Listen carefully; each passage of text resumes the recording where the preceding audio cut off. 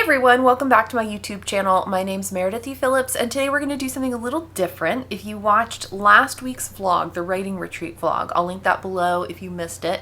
But I mentioned in that vlog that I had given a presentation at the writing retreat that I went to with my literary agency about social media and the debut author, and I asked if you guys would be interested in seeing like the presentation, and a bunch of you said yes please, and so here we are. You're going to learn about social media today. A lot of writers hear very frequently that you have to be on social media, you need social media to sell yourself to agents, editors, all that kind of stuff, and that puts a lot of stress and extra chores, honestly, on writers. And I decided to find out, like, do we really need to be doing all this to ourselves, or can we kind of just chill? So that's what we're going to talk about today. I have some slides here I'll show you with some fun numbers, and I think you'll enjoy what the numbers have to say. So here we go. In case you're new around here, let me just introduce myself real quick. I'm Meredith E. Phillips. I write Regency romance. My debut novel is coming out next year. I'm very excited. We should be getting into all kinds of cover reveals and pub date reveals and reveals on reveals on reveals. If you want to be in the know and be the first to know or first to see things, do sign up for my newsletter. There's a link for that in the description. But I've been writing for 10 years now, and I've been on YouTube for over 6 years. Which is crazy, but I do have 6 years worth of videos. I have not privated hardly any of them, so if you want to go back and see cringe me from, 6 years ago, feel free. I've also been semi-active on Instagram since like 2014, but honestly, when I started my Instagram, I wasn't even writing. That had not entered my head as a thing to do yet. So some of the early stuff is just me being like, ugh, Instagram. But all in all, between YouTube and Instagram, I don't feel like my subscriber or my follower stats are all that impressive. They're just kind of like fine. I don't know. It's not like I have tens of thousands or hundreds of thousands of followers, right? It's pretty small in terms of the size of the platform. So initially, when my agent approached me about some sort of social media related presentation, she had said, would you want to share anything about like the strategy that you use on YouTube, making your videos?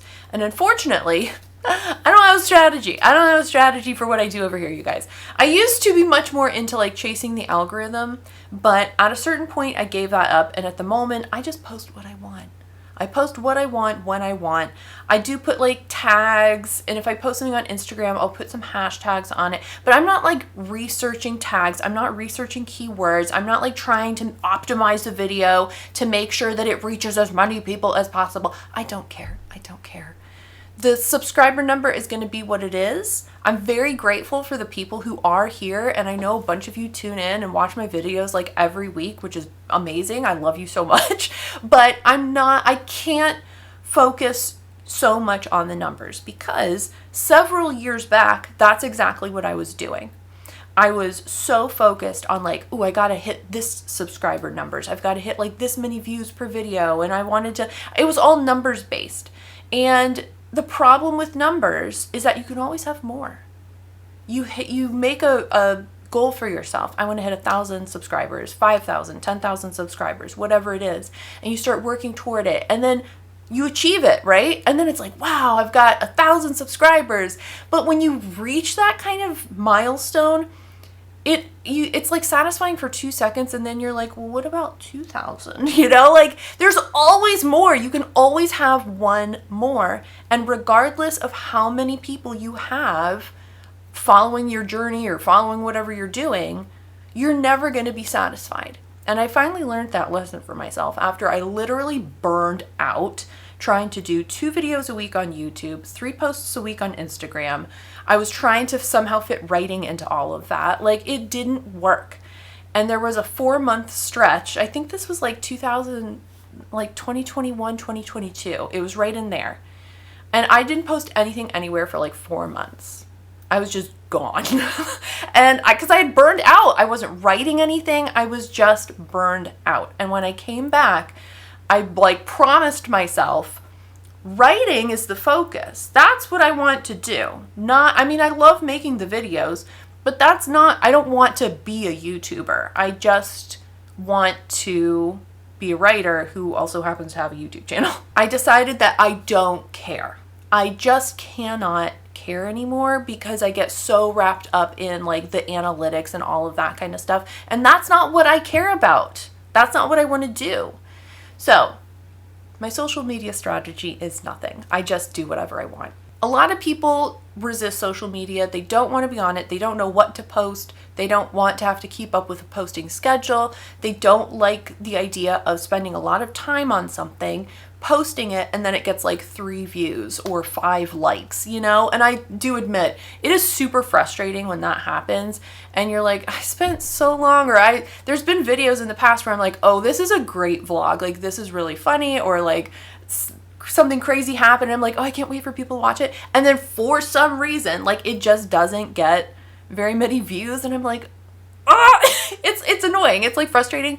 But now I can kind of like allow myself to be annoyed. And then it's just like, whatever. We're moving on. There are some perks. There are some good things about social media. One of the nicest things is the people I've met. I've met some great friends, and it's nice having other writers to talk to who are trying to do the same thing you are in terms of either writing or getting published or whatever it is. It's nice to have people to celebrate with, commiserate with, all that kind of stuff. And then there's also people I've had in my comments, and this is like the nicest thing, I think, where they've started following my channel for whatever reason. And I write in a genre that some people either have never read, or maybe they read something a long time ago in the romance genre, and they're like, it's just not really their cup of tea, which is totally fine. But I've had people say, like, I've never read a historical romance before, or I've never read a romance book before, but I guess yours is going to be the first because they like me and they want to support me and they're willing to buy my book when it comes out. And I just, like, that's so nice. That's so encouraging.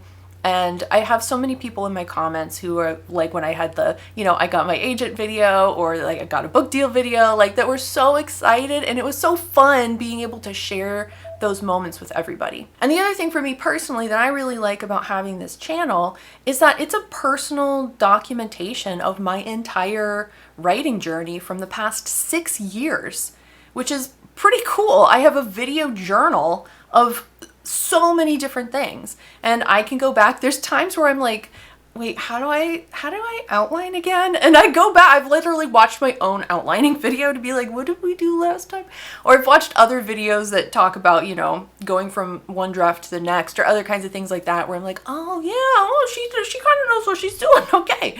So there are definitely perks to being on social media. But of course, the conundrum is right now, and for quite some time, this isn't like a new phenomenon or anything, you hear people within the industry, whether that's agents, editors, other industry professionals of one kind or another, saying you have to be on social media, you gotta be posting, you gotta be consistent. Those editors, they're gonna be searching your social media when you're trying to get a book deal. And then you also hear on the flip side of that, so people are saying you have to be on social media, you gotta have a platform, but then you also hear people saying that nothing you do on social media is going to move the needle on sales, which is really annoying, but there it is. So which is it?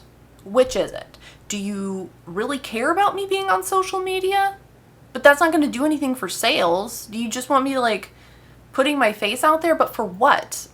This is a business.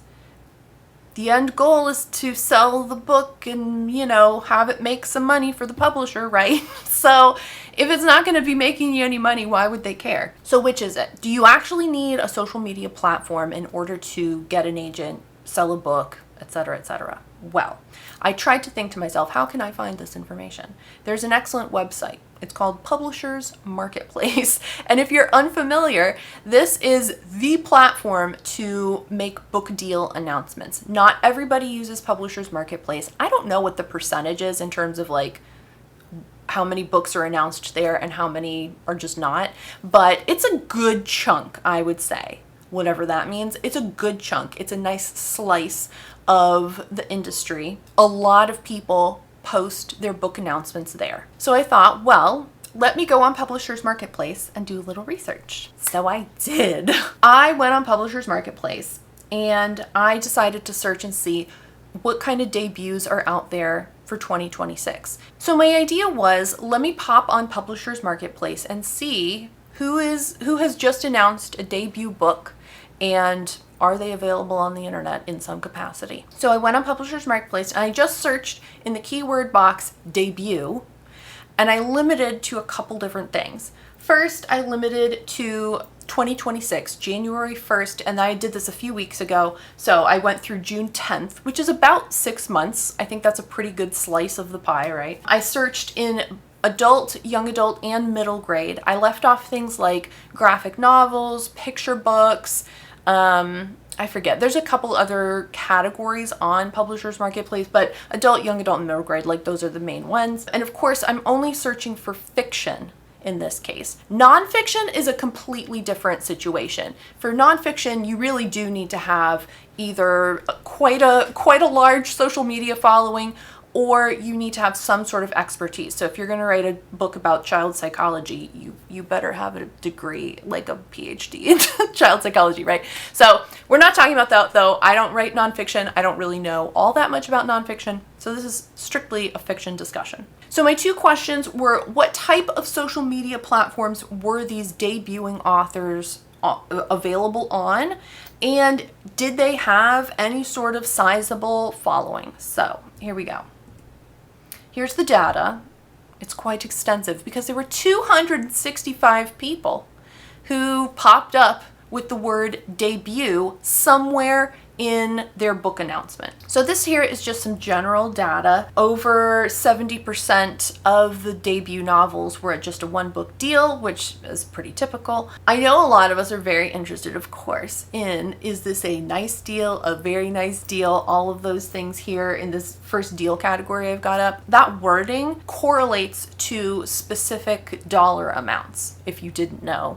I remember seeing these announcements when I was first starting writing and stuff, and being like, why did they phrase it like that? That sounds so stupid. But it correlates, an actual like industry term that correlates to some sort of dollar range. Now, I think in years past, more announcements contained this size of the deal sort of information. And in more recent years, less and less people are putting this in the announcement.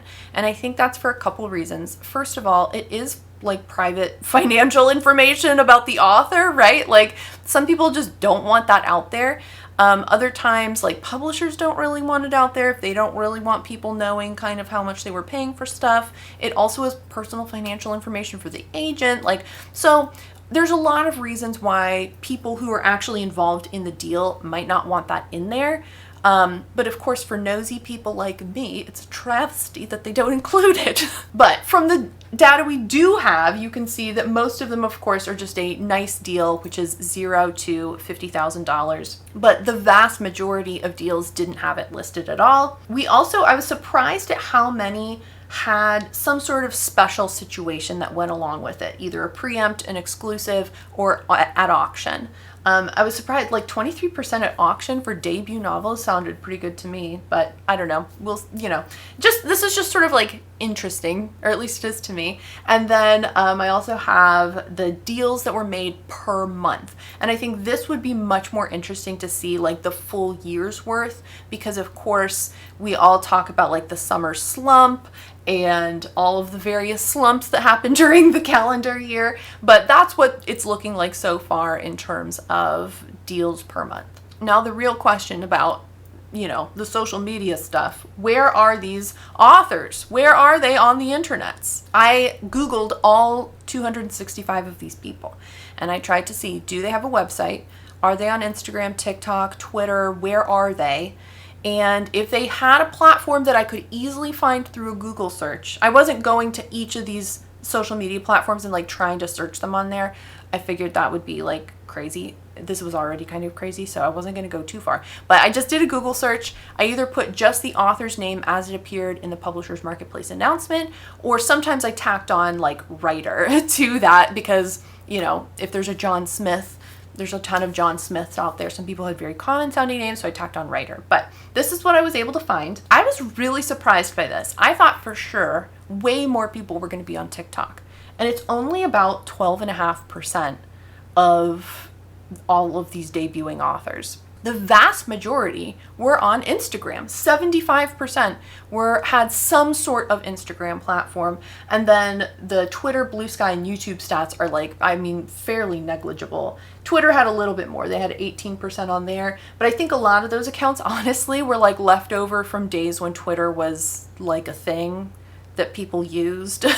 And it's gotten so destroyed over the last couple years that a lot of the accounts, some people had like higher numbers in terms of followers on Twitter, but they hadn't posted anything in like 3 or 4 years. And if you pause this video real quick, you can look at the stats in more detail, but you can see the vast majority, even just like looking at the Instagram stats there, 50%, 51% had less than 1,000 subscribers or 1,000 followers, which is not significant. Like, a publisher's not going to look at you if you have like, that's not going to make any difference in what they're doing with you, right? If you've got over 500,000, they might be like, oh, now hold on a second. But most of these platforms were relatively small. The other extremely interesting thing that I found was that over 100 of these people did not have a website that I could find. That was kind of shocking to me, to get all the way to the point where you have a book deal and you don't have a website. We'll talk about it in a second.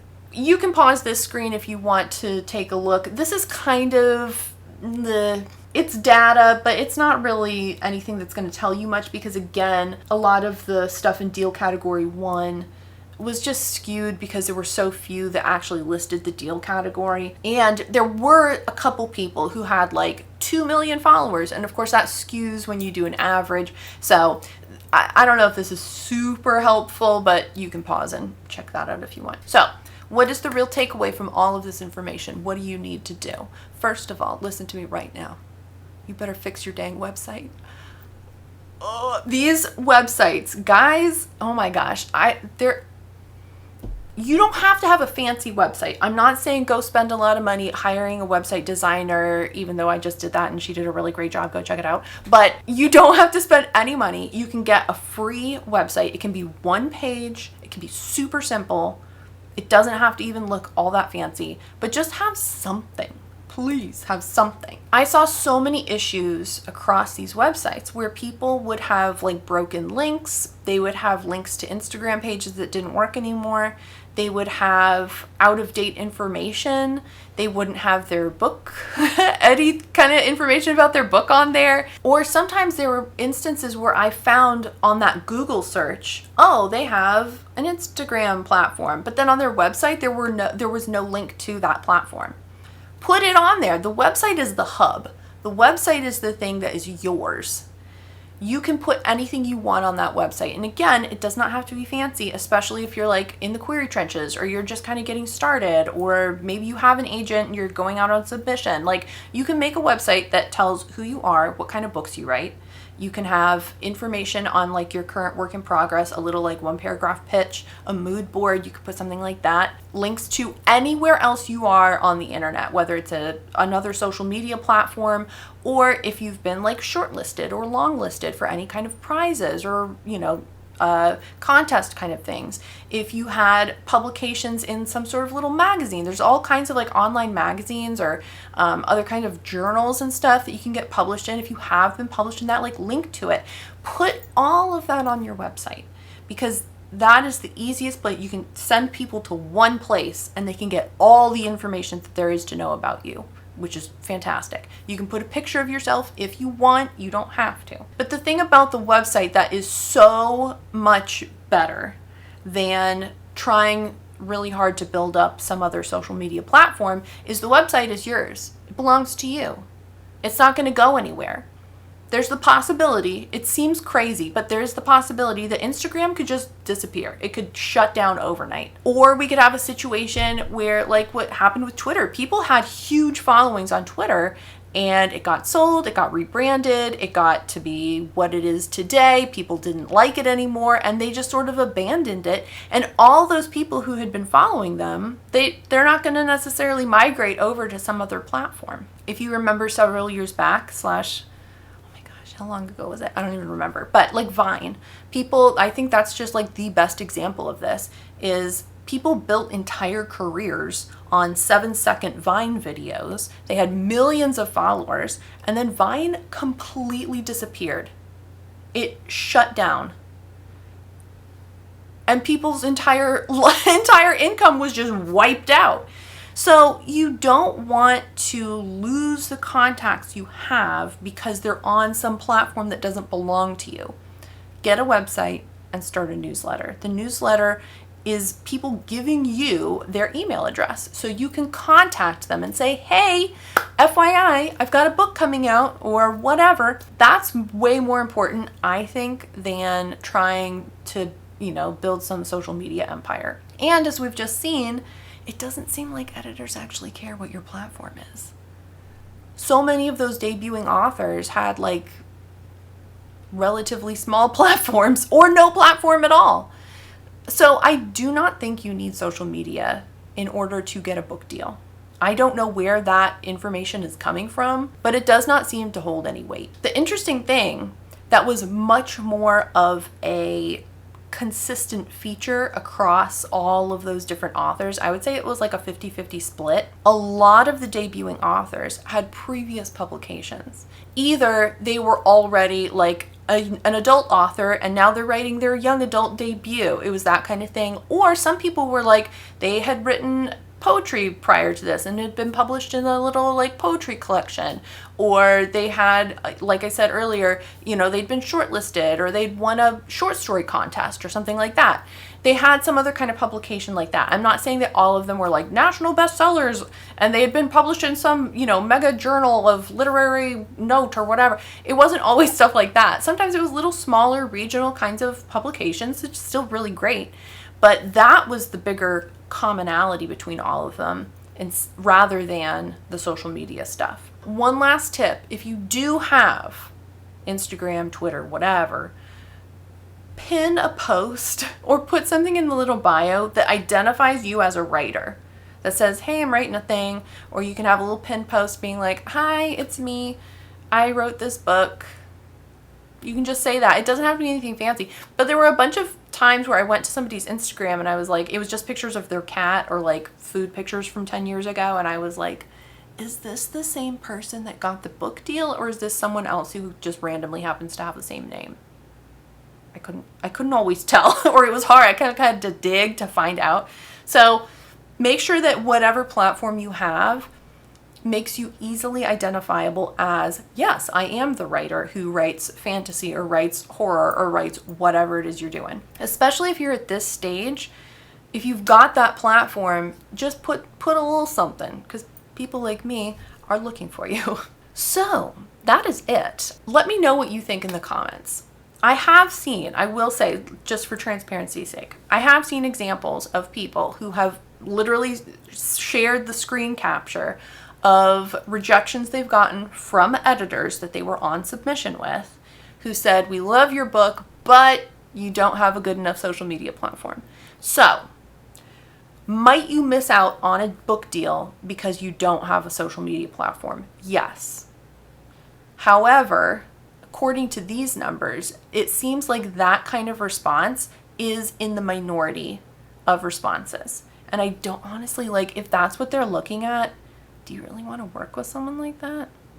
Then you'd have that pressure constantly from the publisher or from your editor or from whoever being post every day, jump on the TikTok trend and do the trending audio. I don't want to deal with that. I do plan to post much more on Instagram once things kind of get rolling with promo and stuff, but I haven't heard a word from anybody at my publisher regarding anything. If they have any sort of expectations, I plan to just kind of do my own thing. I'm sure they'll have some kind of something that they'll have me do, but it seems to be very much like a side situation at the moment, at least. So once again, let me know what you think about all this in the comments. I hope some of you are relieved to know that you do not need to rush out and start dancing on TikTok. Again, there can definitely be some perks, some fun, happy, nice sides of social media, but I really don't think that you have to be on some platform in order to get a book deal.